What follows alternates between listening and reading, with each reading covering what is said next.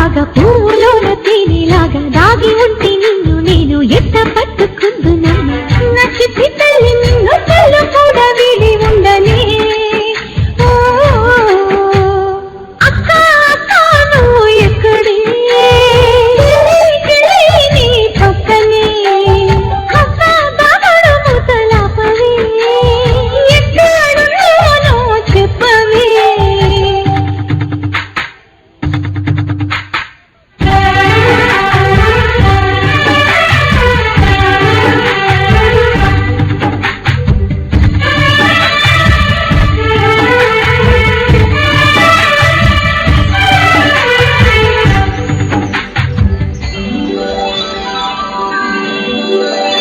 ఆ చిలక రెక్కల్లో